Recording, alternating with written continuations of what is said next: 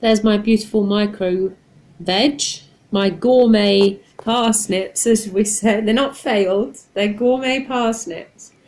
I'm just trying to find a recipe, really. Good old Reader's Digest. I like this book. It's a very nice book. Comes with all like these historical pages, things, you know, and little sort of bits of information and tips on how to do things.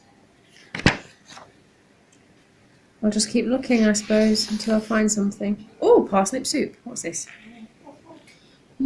Maybe. So I think I found my recipe. It's a potato basket filled with carrot and oat mixture. And it's basically, it's a pie, but instead of pastry, it's made out of mashed potato, which is then baked for half an hour, and then you put the filling in and you pop it in the oven for the last 5 minutes. And obviously the filling is oats and carrots, but I'm thinking if you put the parsnips in and make it a bit creamy, oh God, I think that could be lovely. You know, I'm sensing wartime recipe here. But there's nothing wrong with that. That's good food. So yeah, I'm kind of excited. I think this could be a winner.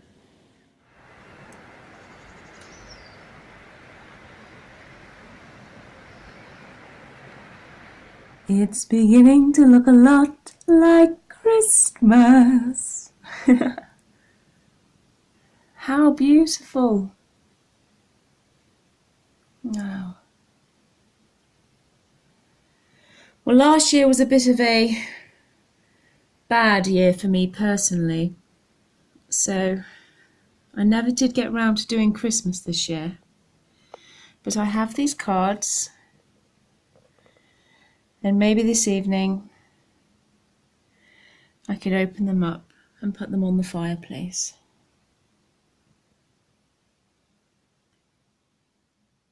Yeah.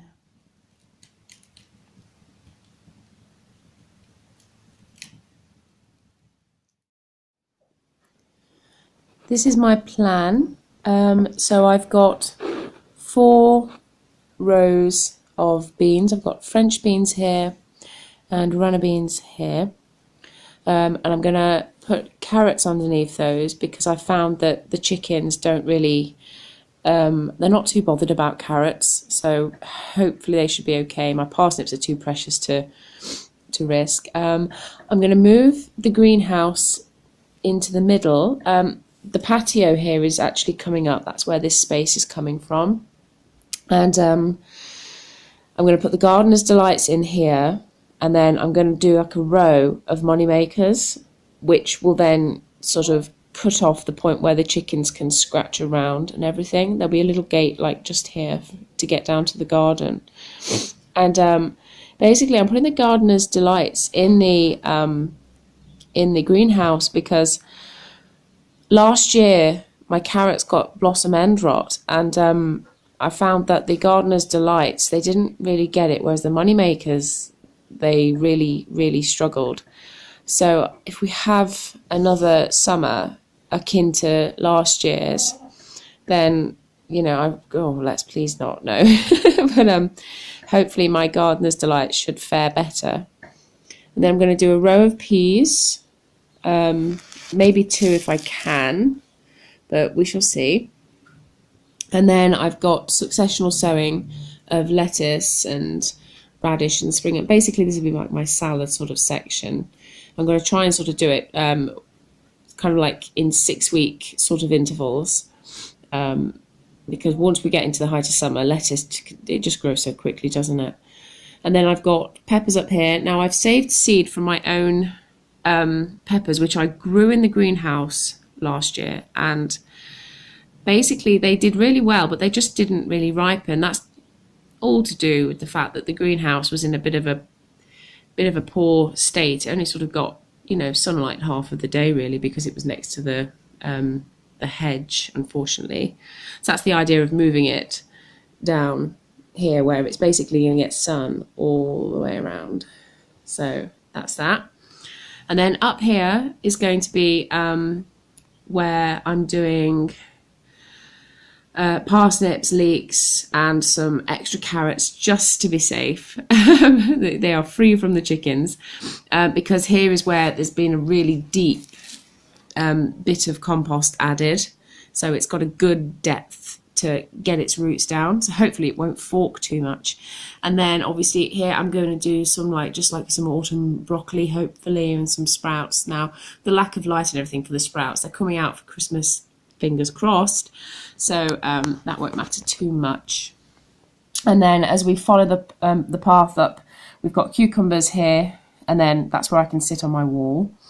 And then up here we've got purple sprouting broccoli, which obviously you don't pick until, say, like February, March, you know, that kind of time. So it's next to the path, and you can go and pick without getting too muddy. Some savoys next door to it. And then we've got some squashes, autumn squashes here, which when they come out, I suppose can be replaced by the broad beans, because at the moment the broad beans are along here and then slightly along here. So the broad beans will go there, I suppose, really. And then we've just got some courgettes and patty pans here. But then this is where we hit, up here is where we hit the raspberries and, you know, the rest of the garden, which I suppose the squash could move into, and then that would free up some space for his. But this little bit here is kind of undecided. But for the most part, this section, from really the cucumbers kind of down, I'm pretty sure about. So we'll just have to wait and see.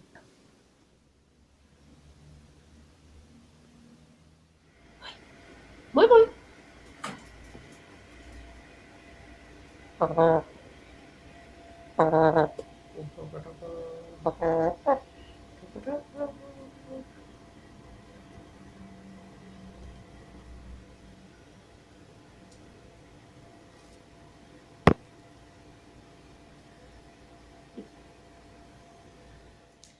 Hello, so it's Sunday.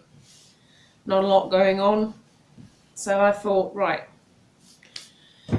maybe this is as good a time as any really to have a go at sowing the peppers. So I'm growing outdoor peppers this year, although they're not actually bred for being grown outdoor, but sod it, I'm going to give it a go. It's an experiment. Basically this year my intention is to utilise the whole of the garden. So if it doesn't work, I've still got plenty of produce coming off of the garden that I can feed myself, you know, so it's not a worry. I'm experimenting this year. So these are all self-saved seed from last year. So I've got these sweet peppers, which they grow quite big, you know, and they weren't that sweet for me, but again, they didn't ripen naturally. I didn't quite get them there because I put them in a really duff place in the greenhouse. Now I've also got, these were from a packet that Auntie Lorraine gave me, and they were best before 2014. So we were pushing it just to get anything anyway, and we did. And I've got self-saved seed from what I grew, so fingers crossed these work. Now it does say on the packet that they are better off grown in a greenhouse, but can also be grown outdoors. It's just that you harvest later. So cross your fingers, you never know. And then this is one of Mama's cayenne peppers, which quite frankly I've saved in its own little packet. So we don't really use much cayenne. I mean, I use it in the autumn for going with squashes for soups and things like that, because I'm not really a chili heat kind of person. I like herbs, like a Mediterranean kind of palate, but sometimes it's nice to have a chili. And Mum likes growing them because they are pretty. They're a pretty little plant that you can, you know, put, and once the peppers start coming, they're really quite decorative. So I'm just going to nip the end off. Down. Ooh, see if we've got any. Where is it? Blimey! Wow, okay. Yeah, we've got seeds. we've got seeds.